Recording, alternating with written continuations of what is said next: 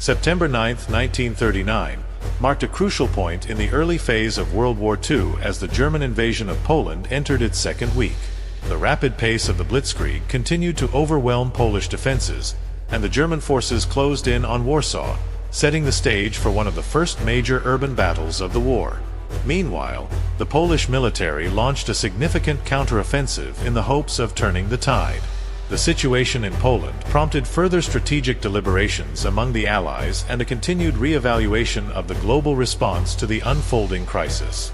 As the war intensified, the international community grappled with the implications of the conflict spreading across Europe, and media coverage began to reflect the stark realities of the situation on the ground. The German campaign, encircling Warsaw and pushing forward. By September 9th, the German Wehrmacht was making rapid gains across Poland.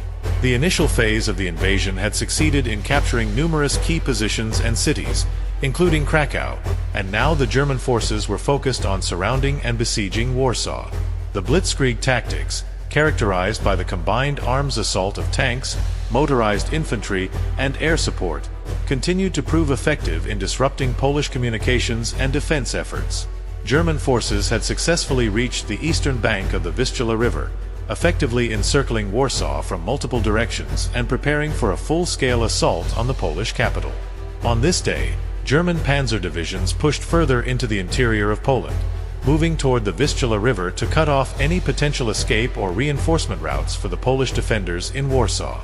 The Luftwaffe maintained its relentless aerial campaign, bombing key infrastructure and military targets to sow chaos and cripple any remaining Polish defensive capabilities. Cities like Lodz and Radom faced heavy bombardment, contributing to widespread civilian casualties and destruction. The German High Command aimed to demoralize the Polish population and force a swift surrender to avoid a prolonged conflict. German propaganda continued to reinforce the narrative of a defensive war, with Nazi media emphasizing the success of the military campaign and portraying it as a necessary action to protect Germany from Polish aggression. These messages were designed to bolster public morale in Germany and maintain support for the war effort. Poland's counteroffensive, the Battle of the Bzura. Despite the dire situation, September 9th also marked the beginning of Poland's largest counteroffensive of the campaign, the Battle of the Bzura.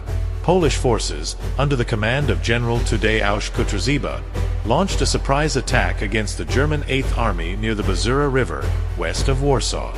This offensive aimed to relieve pressure on the capital by drawing German forces away and disrupting their advance. The Battle of the Bzura initially caught the German forces off guard, allowing Polish units to achieve some tactical successes. Polish infantry and cavalry units, utilizing local knowledge and exploiting gaps in the German lines, managed to push back the Germans temporarily and inflict casualties. For a brief moment, it seemed that the Polish army might be able to alter the course of the campaign by forcing the Germans to divert resources and attention away from Warsaw. However, the counteroffensive also exposed the limitations of the Polish military. Despite initial gains, the lack of coordination, modern weaponry, and adequate supplies hampered Polish efforts to sustain the attack. The Germans quickly adapted to the situation, deploying reinforcements and utilizing superior air power to halt the Polish advance. By the end of the day, the Polish forces were beginning to lose momentum, facing increasing counterattacks and pressure from the Luftwaffe, which bombed Polish positions relentlessly to break their resolve. The Siege of Warsaw. Preparations for a long struggle. While the Polish counteroffensive provided a brief glimmer of hope, the situation in Warsaw remained critical. The city, now fully encircled by German forces, braced for a siege that promised to be both brutal and protracted. The Polish government and military, under the leadership of Marshal Edward Rydz Śmigły and General Walerian Chuma, prepared for a determined defense. The streets of Warsaw were fortified with makeshift barricades, and all available resources were mobilized to strengthen the city's defenses. Civilian participation in the defense of Warsaw was significant, with thousands volunteering to help build defenses and provide support to the military. Despite the constant threat of aerial bombardment, the spirit of resistance among the population remained strong. Warsaw's mayor, Stefan Starzyński, continued to rally the city's inhabitants with daily radio broadcasts, calling for unity and resilience in the face of the German assault. Inside Warsaw, the humanitarian situation was beginning to deteriorate. Hospitals were overwhelmed with casualties from the bombings, and shortages of food, water, and medical supplies were becoming more acute. The Polish Red Cross and other local organizations worked tirelessly to provide aid, but the sheer scale of the crisis presented enormous challenges. As the siege wore on, the resolve of Warsaw's defenders would be tested to its limits. The Allied response, strategic hesitation and planning. As the German campaign in Poland continued to unfold, the United Kingdom and France remained engaged in strategic deliberations over their next steps. Both nations faced the challenge of balancing the need to support Poland with the realities of their own military preparedness and strategic interests. In the United Kingdom, Prime Minister Neville Chamberlain's government continued to grapple with the question of how to respond effectively to the crisis in Poland. The British Expeditionary Force, BEF, was still in the process of deploying to France, where it was expected to bolster French defenses along the Maginot Line. While there was increasing pressure from the British public and some members of Parliament to take more direct action to support Poland, the practical limitations of mounting an immediate offensive against Germany were apparent. The Royal Navy maintained its blockade of Germany, aiming to weaken the German war effort by cutting off vital supplies. Meanwhile, the Royal Air Force, RAF, focused on defensive operations and reconnaissance missions over Germany and Poland. There was ongoing debate within the War Cabinet about the possibility of launching air raids on German cities, but concerns about the potential civilian casualties and the strategic efficacy of such actions kept these plans on hold. In France, the government of Prime Minister Édouard Daladier faced similar strategic challenges. The French army remained largely defensive in its posture, fortifying the Maginot Line and preparing for a potential German offensive in the west. While there were calls within the French military for a more aggressive stance to relieve pressure on Poland, the overall strategy remained cautious, reflecting the desire to avoid a repeat of the catastrophic losses suffered in World War I. French public opinion was increasingly anxious about the situation in Poland and the broader implications for Europe. There was a sense of frustration with the perceived inaction of the government and a growing recognition that the war could not be won through defensive measures alone. The limited actions in the Saar region, intended to test German defenses, had not been followed by any significant offensive, further fueling concerns about France's preparedness for a prolonged conflict. International reactions. A global reassessment. The events in Poland on September 9th continued to provoke reactions from around the world, prompting countries to reassess their positions and strategies in light of the rapidly evolving conflict. In the United States, President Franklin D. Roosevelt maintained his stance of neutrality while carefully monitoring developments in Europe.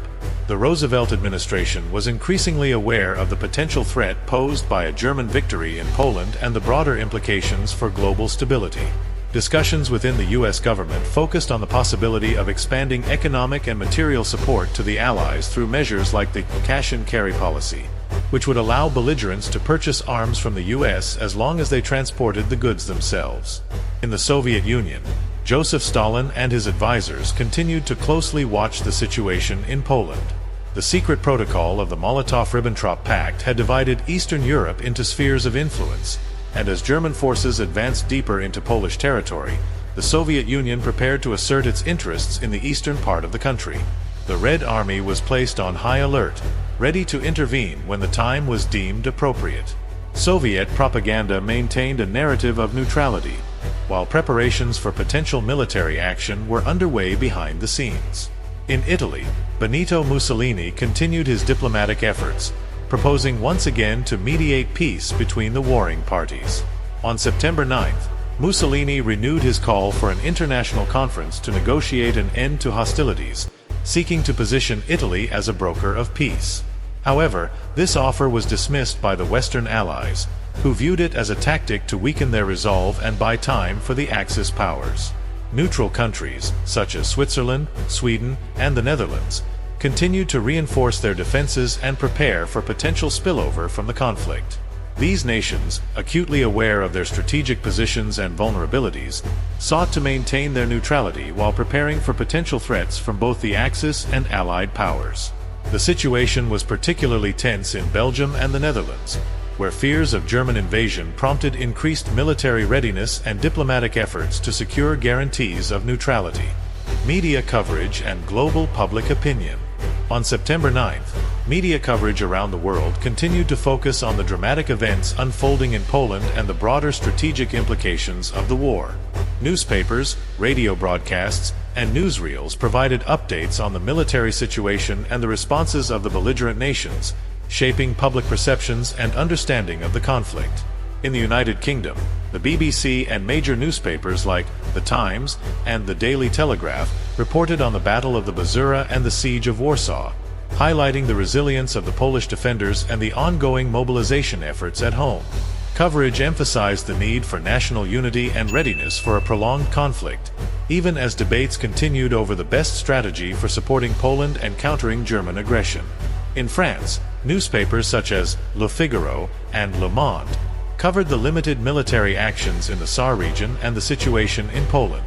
The French press reflected the public's growing anxiety and frustration with the government's perceived lack of decisive action. Opinion pieces called for greater coordination with the British and a more aggressive stance to support Poland, while others warned of the risks of escalating the conflict without adequate preparation. In Germany, state-controlled media continued to push the narrative of a justified war effort, emphasizing the successes of the Wehrmacht in Poland and the righteousness of Germany's actions.